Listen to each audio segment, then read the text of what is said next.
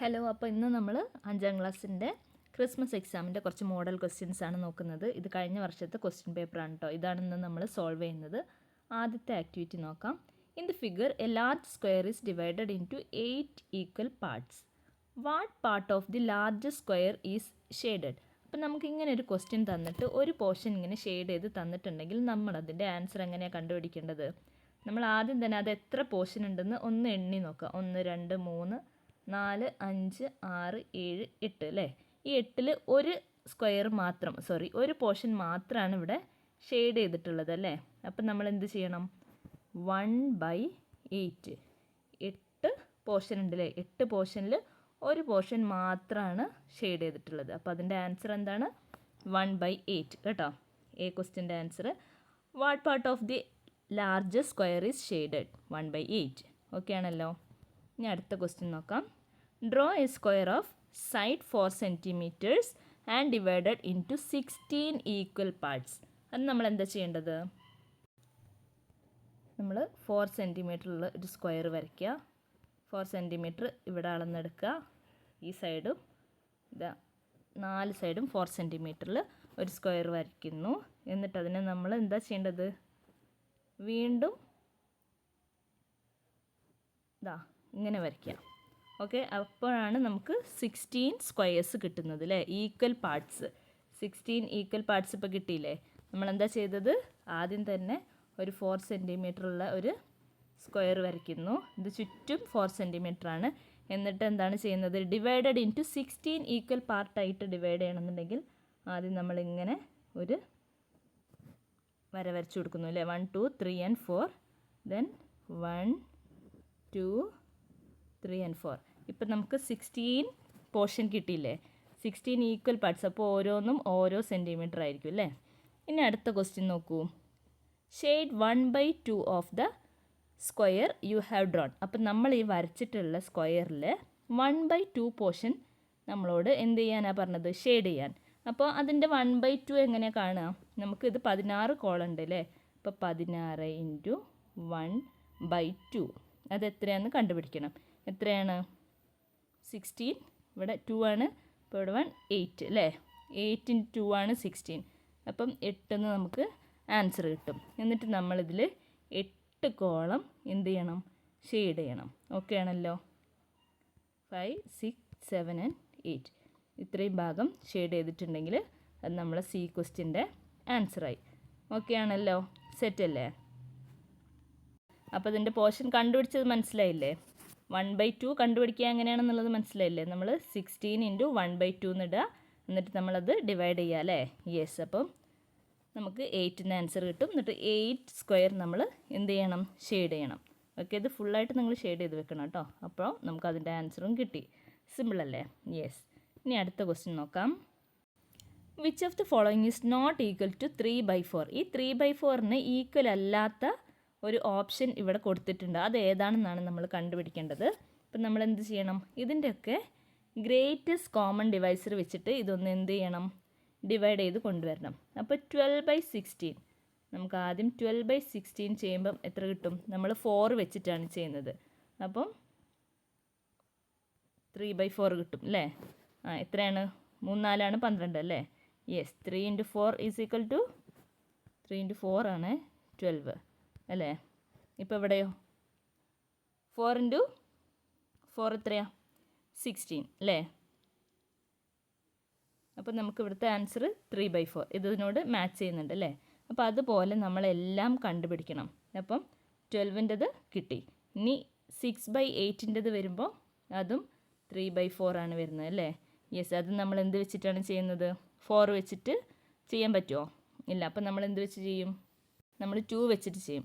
അതുപോലെ 8/12 വെച്ചിട്ട് ചെയ്യുമ്പം നമുക്ക് 2/3 എന്ന് കിട്ടും. ഓക്കെ. ഇനി ലാസ്റ്റ് വൺ 15/20 അത് ചെയ്യുമ്പോഴും നമുക്ക് 3/4 ആണ് ആൻസർ കിട്ടുക. അപ്പം ഇതിൽ ഉൾപ്പെടാത്തത് ഏതാണ്? ഓപ്ഷൻ സി ആണ് കേട്ടോ. Option C 8/12. Okay, this one is the answer. Okay, ഇനി നമുക്ക് രണ്ടാമത്തെ ആക്ടിവിറ്റി നോക്കാം. ഓക്കെ, ഇത് നമുക്ക് കുറച്ച് മെഷർമെൻറ്റ്സ് തന്നിട്ടുണ്ട്. അതിൻ്റെ ഫ്രാക്ഷണൽ ഫോമും ഡെസിമൽ ഫോമും എഴുതാൻ വേണ്ടിയിട്ടാണ്. ഓക്കെ, ചിലപ്പോൾ നമുക്ക് ഇതുപോലെ ഫ്രാക്ഷണൽ ഫോം ആയിരിക്കും തരുന്നത്. നമ്മൾ എന്ത് ചെയ്യണം? മെഷർമെൻറ്റ്സ് എഴുതണം, അല്ലെങ്കിൽ ഡെസിമൽ ഫോം എഴുതണം. അതുമല്ലെങ്കിൽ നമുക്ക് എന്ത് തരും? ഡെസിമൽ ഫോം കംപ്ലീറ്റ് ചെയ്യാൻ, അല്ലെങ്കിൽ ഡെസിമൽ ഫോം തന്നതിന് ശേഷം ഫ്രാക്ഷണൽ എഴുതാൻ വേണ്ടി പറയും. ഓക്കെ, അപ്പോൾ നമ്മൾ ഇതുപോലെ എഴുതി ഫില്ല് ചെയ്യണം. ഓക്കെ ആണല്ലോ? ഇതെല്ലാവർക്കും കാണുന്നുണ്ടെന്ന് പ്രതീക്ഷിക്കുന്നു. ഭയങ്കര സിമ്പിളാണ് കേട്ടോ. Okay, 7 centimetres 8 millimetres. അതെങ്ങനെയാണ് എഴുതിയത്? 7 8 ഡിവൈഡഡ് ബൈ 10. ഓക്കെ, അത് ഡെസിമലിലേക്ക് എത്തുമ്പോൾ 7.8. സെറ്റാണല്ലോ? ബാക്കിയെല്ലാം അതുപോലെ താഴെ എഴുതി വെച്ചിട്ടുണ്ട്. ശ്രദ്ധിക്കുക, ഇത് ഭയങ്കര സിമ്പിളായിട്ട് മാർക്ക് സ്കോർ ചെയ്യാൻ പറ്റുന്ന ഒരു ഏരിയ ആണ് കേട്ടോ. അത് നിങ്ങൾ നന്നായിട്ട് പഠിക്കണം. ഓക്കെ, അപ്പോൾ വളരെ ഈസി ആയിട്ടുള്ളൊരു ക്വസ്റ്റ്യനാണിത് അല്ലേ? മെഷർമെൻറ്റ്സും ഫ്രാക്ഷണൽ ഫോമും ഡെസിമൽ ഫോമും. എന്തെങ്കിലും കൺഫ്യൂഷൻ ഉണ്ടെങ്കിൽ അപ്പം തന്നെ ചെക്ക് ചെയ്ത് ക്ലിയർ ചെയ്യണം. ഓക്കെ ആണല്ലോ? ഇനി നമുക്ക് അടുത്ത ആക്ടിവിറ്റി നോക്കാം. Okay, activity 3. Radha travel by train from Thiruvananthapuram at 7:45 and reached Kottayam on the same day at 11:15. On the same day, she travelled from Kottayam at 15:10 and reached Thiruvananthapuram at 18:55 അല്ലേ? Yes. അപ്പോൾ നമ്മളോട് ചോദിച്ചിട്ടുള്ള ക്വസ്റ്റ്യൻ എന്താണ്? How much time did Radha take to reach Kottayam from Thiruvananthapuram? അപ്പോൾ രാധ എങ്ങോട്ടാണ് യാത്ര ചെയ്തത്? തിരുവനന്തപുരത്ത് നിന്നും കോട്ടയത്തേക്ക് പോയിട്ടുണ്ട് അല്ലേ? യെസ്. പിന്നീടോ കോട്ടയത്ത് നിന്നും തിരുവനന്തപുരത്തേക്കും തിരിച്ച് യാത്ര ചെയ്തിട്ടുണ്ട്. അപ്പം നമ്മളോട് ഇവിടുത്തെ ടൈം കാൽക്കുലേറ്റ് ചെയ്യാനാണ് പറഞ്ഞിട്ടുള്ളത്. How much time did Radha take to reach Kottayam from Thiruvananthapuram? Okay ആണല്ലോ? അപ്പം നമ്മൾ തിരുവനന്തപുരത്ത് നിന്ന് കോട്ടയത്തേക്ക് എത്താനുള്ള ടൈമാണ് കണ്ടുപിടിക്കുന്നത്. അപ്പോൾ രാവിലെ രാധ സ്റ്റാർട്ട് ചെയ്ത ടൈം എന്ന് പറയുന്നത് 7:45 ആണല്ലേ? 7:45 സ്റ്റാർട്ട് ചെയ്തു. എന്നിട്ട് 11:50 എത്തിയിട്ടുണ്ടെന്നുണ്ടെങ്കിൽ എത്ര ടൈമാണ് എടുത്തിട്ടുള്ളത്? 3:30 ആണ് അല്ലേ? 3.5 മണിക്കൂറാണ് ടോട്ടൽ എടുത്തിട്ടുള്ളത്. ഓക്കെ ആണല്ലോ? ഇവിടെ 3.5 മണിക്കൂറാണ് കേട്ടോ എടുത്തിട്ടുള്ളത്. സെറ്റല്ലേ? 3 hours 30 minutes. Okay, 3 hours 30 minutes. അതാണ് കോട്ടയത്ത് നിന്ന് തിരുവനന്തപുരത്ത് എത്താൻ എടുത്തിട്ടുള്ള ടൈം. ഇനി ബി ക്വസ്റ്റ്യൻ നോക്കാം. What is the time taken to travel from Kottayam to Thiruvananthapuram? ഇനി നമ്മൾ എങ്ങോട്ടാണ് പോകുന്നത്? കോട്ടയത്ത് നിന്ന് തിരുവനന്തപുരത്തേക്ക് പോകാൻ വേണ്ടിയിട്ട് എത്ര ടൈം എടുത്തു എന്നാണ് ചോദിക്കുന്നത് അല്ലേ? അപ്പോൾ അതെങ്ങനെ നമ്മൾ കാൽക്കുലേറ്റ് ചെയ്യുന്നത്? ഇപ്പോൾ 15:10 ഇറങ്ങുന്നത് അല്ലേ? 15:10 ഇറങ്ങിയിട്ട് 18:55 അവിടെ എത്തി. അപ്പോൾ എത്ര മണിക്കൂർ എടുത്തു? 3 മണിക്കൂർ 45 മിനിറ്റുമാണ് എടുത്തത് അല്ലേ? യെസ്. ഈ ടൈമൊക്കെ എല്ലാവർക്കും കാൽക്കുലേറ്റ് ചെയ്യാൻ അറിയുന്നതല്ലേ? ഇവിടെ 3 മണിക്കൂറും 45 മിനിറ്റുമാണ് എടുത്തത് കേട്ടോ. ഇത് എ ക്വസ്റ്റ്യൻ്റെ ആൻസറാണ്, ഇത് ബി ക്വസ്റ്റ്യൻ്റെ ആൻസറാണ്. ഓക്കെ ആണല്ലോ? 3 മണിക്കൂർ 45 മിനിറ്റ് എടുത്തിട്ടാണ് രാധ ട്രിവാൻഡ്രത്ത് എത്തിയത്. ഓക്കെ ആണല്ലോ? ഇനി സി ക്വസ്റ്റ്യൻ നോക്കാം. How much time does it take for the second hand of a clock to rotate 1 starting from 1 and reaching 1 again? ഒരു സെക്കൻഡ് ഹാൻഡ് സൂചി നിങ്ങൾക്കറിയാമല്ലോ, അത് ക്ലോക്കിൻ്റെ ഒന്നിന്ന് സ്റ്റാർട്ട് ചെയ്തിട്ട് വീണ്ടും ഒന്നിലെത്താൻ വേണ്ടി എത്ര സമയം എടുക്കുന്നതാണ് നമ്മളോട് ചോദിച്ചിട്ടുള്ളത്. അത് 60 സെക്കൻഡാണ് കേട്ടോ. 60 സെക്കൻഡ്. ഓക്കെ ആണല്ലോ? ഇനി നിങ്ങൾക്ക് ഈ ടൈം കാൽക്കുലേറ്റ് ചെയ്യുന്നത് ഒന്നുകൂടെ ജസ്റ്റ് ഒന്ന് ക്ലിയർ ആക്കി തരാം. നമ്മളിവിടെ എന്താ ചെയ്തത്? അവിടെ സ്റ്റാർട്ടിങ് 7:45 സ്റ്റാർട്ട് ചെയ്തു അല്ലേ? 7:45 സ്റ്റാർട്ട് ചെയ്തു. ആദ്യത്തെ ക്വസ്റ്റ്യൻ ആണ് പറഞ്ഞത് 7:45 to 8:45 എത്തിയപ്പോഴേക്ക് എത്ര മണിക്കൂറായി? 1 മണിക്കൂർ അല്ലേ? പിന്നെ 8:45 to 9:45 എത്ര മണിക്കൂറായി? അടുത്ത 1 മണിക്കൂറായി അല്ലേ? പിന്നെ 9:45 to 10:45 അത് അടുത്ത 1 മണിക്കൂറായി അല്ലേ? ഇനി 10:45 to 11. ഇനി ഇതിന്ന് 11 വേണ്ടിയിട്ട് എത്ര ടൈം എടുക്കും? 15 മിനിറ്റ് അല്ലേ? 10:45 11 15 മിനിറ്റ് എടുക്കും. പിന്നെ 11 11:15 അല്ലേ? 11:15 അവിടെ എത്തിയത്. അതിനും ഒരു 15 മിനിറ്റ് എടുക്കും. ഓക്കെ ആണല്ലോ? അപ്പോൾ ഇതാണ് ഇവിടുത്തെ ടൈം. അപ്പോൾ 1 2 3 3 മണിക്കൂറും ഈ 15ഉം ഈ 15ഉം 30 ആയില്ലേ? ഓക്കെ ആണല്ലോ. 3 മണിക്കൂറും 30 മിനിറ്റും. ഇപ്പോൾ ടൈം കാൽക്കുലേറ്റ് ചെയ്യുന്നത് ക്ലിയർ ആയില്ലേ? ഇങ്ങനെയാണ് നമ്മൾ ടൈം നോക്കുന്നത് കേട്ടോ. നിങ്ങൾക്ക് ഇതിൽ ഈസി മെത്തേഡ്സ് ഉണ്ടാവും. ഓക്കെ, അപ്പം നിങ്ങൾക്ക് എളുപ്പമുള്ള രീതിയിൽ കാൽക്കുലേറ്റ് ചെയ്യാവുന്നതാണ്. ഓക്കെ ആണല്ലോ. ഇനി ഈ ക്വസ്റ്റ്യൻ നോക്കാം. Which of the following time is equal to 18.55? അപ്പോൾ ഇത് നമുക്ക് റെയിൽവേ ടൈമാണല്ലേ. അപ്പോൾ ഈ താഴെ കൊടുത്തിരിക്കുന്നതിൽ ഏതാണ് 18.55 എന്നുള്ള ടൈമിന് ഈക്വൽ ആയിട്ടുള്ള ടൈം എന്നാണ് നമ്മളോട് ചോദിച്ചത്. അപ്പം നമുക്ക് എന്ത് ചെയ്യാം, നമുക്ക് വേണമെങ്കിലൊരു ക്ലോക്ക് വരയ്ക്കാം അല്ലേ. അപ്പോൾ ഇവിടെ 12, 1, 2, 3, 4, 5, 6, 7, 8. ഓക്കെ, അപ്പോൾ ഇതൊരു ക്ലോക്കാണെന്ന് വിചാരിക്കുക. നമ്മളിവിടെ ഉള്ളിൽ നമ്മുടെ സാധാരണ ക്ലോക്കിലെ ടൈമാണ് കൊടുത്തിട്ടുള്ളത് അല്ലേ. പുറത്ത് എഴുതിയത് എന്താണ്? പുറത്ത് റെയിൽവേ ടൈമാണ് കൊടുത്തിട്ടുള്ളത്. ഓക്കെ, 12 കഴിഞ്ഞിട്ടുണ്ടെങ്കിൽ ഇതാ 13, 14, 15, 16, 17, 18, 19, 20, 21, 22, 23, 24. ഇങ്ങനെയാണ് നമ്മുടെ റെയിൽവേ ടൈം ഉള്ളത്. നമ്മളോട് ചോദിച്ചിട്ടുള്ളത് ഇതാ ഇവിടെ ഉണ്ട് കേട്ടോ, 18.55 ആ സമയമാണ് ചോദിച്ചിട്ടുള്ളത്. അപ്പോൾ നമ്മളിങ്ങനെ പെട്ടെന്ന് എന്ത് ചെയ്യണം, ഇങ്ങനെയൊരു ക്ലോക്ക് വരയ്ക്കുക. ഉള്ളിൽ നമ്മുടെ ഒറിജിനൽ ടൈമും പുറത്ത് റെയിൽവേ ടൈമും എഴുതുക.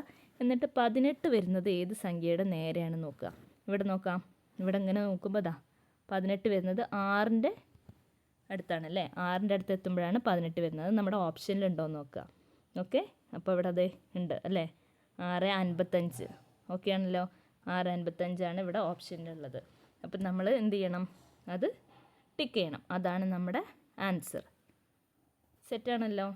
Yes, 6:55 AM.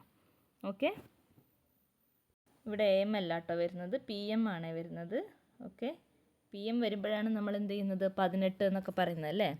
യെസ്. ഓക്കെ, അപ്പോൾ ഇനി അടുത്ത ക്വസ്റ്റ്യൻ നോക്കാം.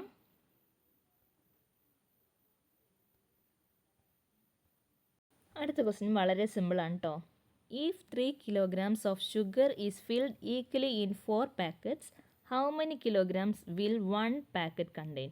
അപ്പം നമ്മൾ 3 കിലോ ഷുഗർ എന്തിലാണ് ഇടാൻ പോകുന്നത്, 4 പാക്കറ്റുകളിലാക്കിയിട്ട് ഇടണം അല്ലേ. അപ്പോൾ how many kilograms will 1 packet contain? ഒരു പാക്കറ്റിൽ എത്ര ഉണ്ടാവും എന്നാണ് ചോദിച്ചത്. അപ്പോൾ അതിൻ്റെ ആൻസർ എന്താ, 3/4 ആണ് കേട്ടോ. 3/4, 4 പാക്കറ്റിലാണ് നമ്മൾ ഇടാൻ പോകുന്നത് അല്ലേ. ആ 3 കിലോ ആണ് ഷുഗർ ഉള്ളത് നമ്മുടെ കയ്യിൽ. അപ്പോൾ 3/4 എന്നാണ് അതിൻ്റെ ആൻസർ വരുന്നത്. അടുത്ത ക്വസ്റ്റ്യൻ നോക്കൂ. If 17 toffees R distributed equally among 3 persons, how many will each one get? How many will be left? അപ്പോൾ നമ്മൾ എന്താ ചെയ്യേണ്ടത്, 17 നമ്മൾ ഡിസ്ട്രിബ്യൂട്ട് ചെയ്യാൻ പോകുന്നത് അല്ലേ. 17 ടോഫീസ് ഡിസ്ട്രിബ്യൂട്ട് ചെയ്യുന്നു.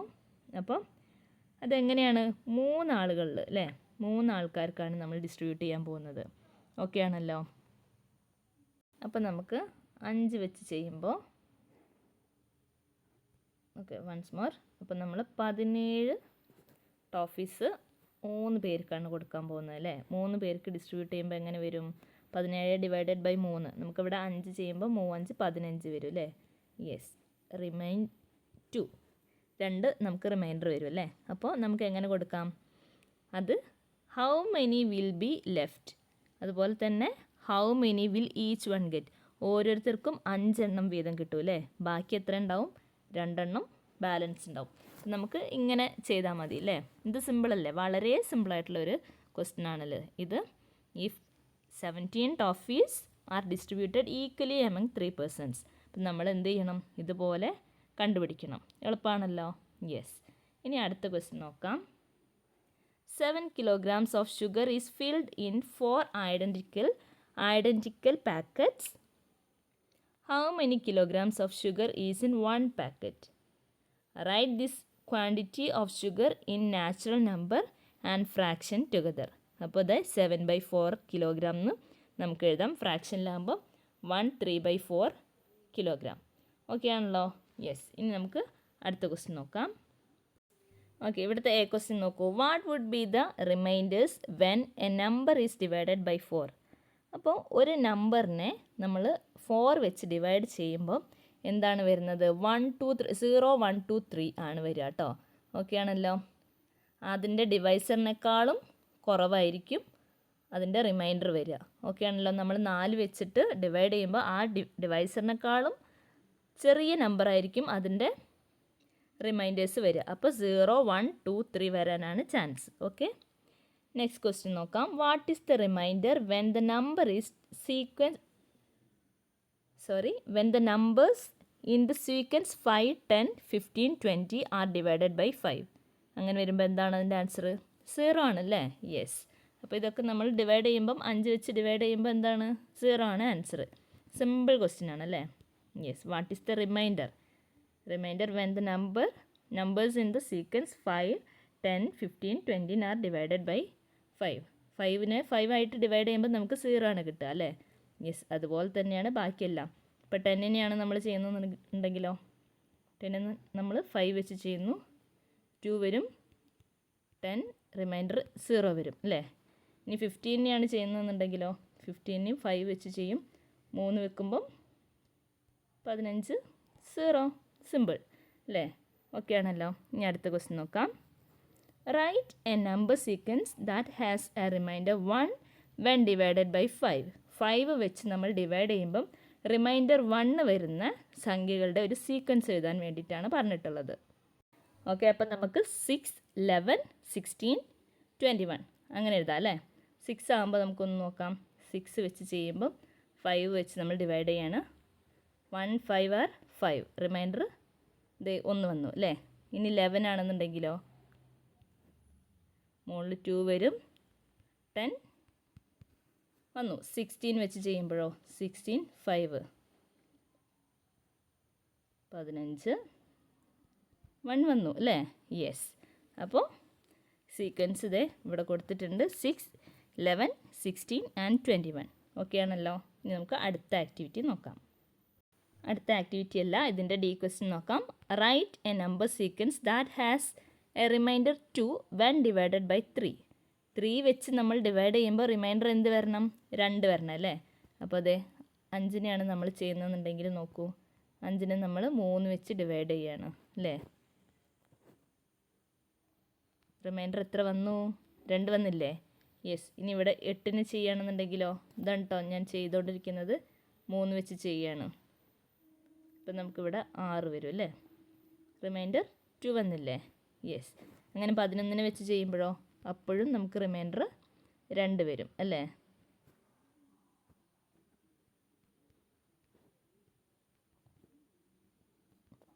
സെറ്റ് അല്ലേ? യെസ്. അപ്പോൾ ഈ സീക്വൻസ് ആണ് ഇവിടെ എഴുതിയിട്ടുള്ളത് 5, 8, 11. ഓക്കെ, ഇനി അടുത്ത ക്വസ്റ്റ്യൻ നോക്കൂ. When a number is divided by 9, the quotient is 0 and the remainder is 8. Which of the following is the number? 0 × 9 + 8. Okay, option A. ഇനി അടുത്ത ക്വസ്റ്റ്യൻ നോക്കാം. Write the fraction that represent the shaded part.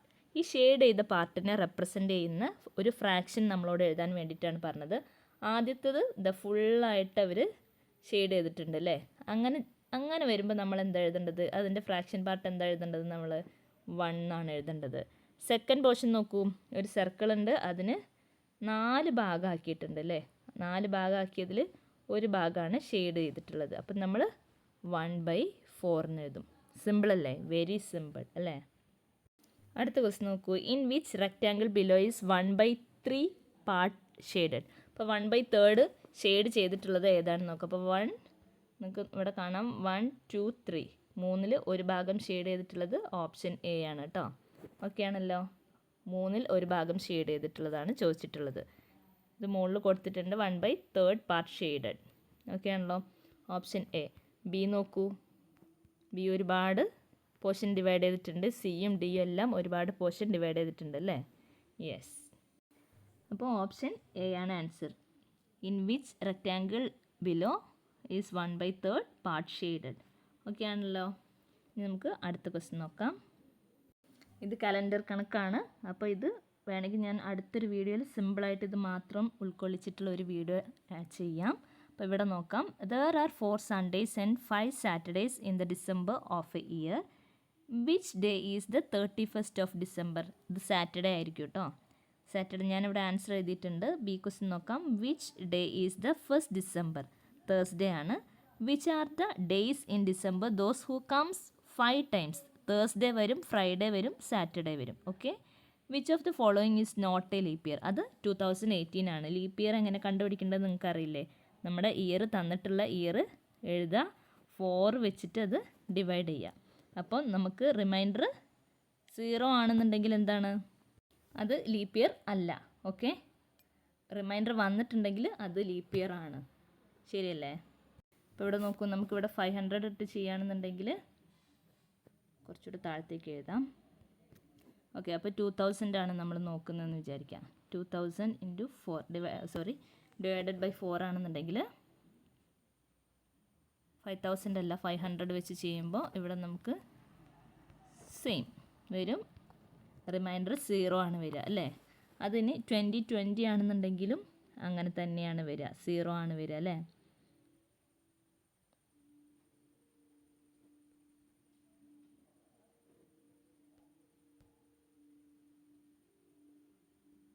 Yes, ഇപ്പോൾ 505 വരുമ്പോൾ നമുക്കിവിടെ 2020 balance 0 വരും അല്ലേ? ഇത് 505 ആണ്. അപ്പോൾ അതുപോലെ ഇനി നമ്മൾ എന്താ ചെയ്യേണ്ടത്? 2018 ചെയ്യുമ്പോൾ നമുക്ക് എന്താ കിട്ടുക? 2018നെയാണ് നമ്മൾ 4 കൊണ്ട് ഡിവൈഡ് ചെയ്യുന്നതെന്നുണ്ടെങ്കിൽ നമുക്ക് എന്ത് കിട്ടും? ഇവിടെ നമ്മൾ 5 വരും അല്ലേ?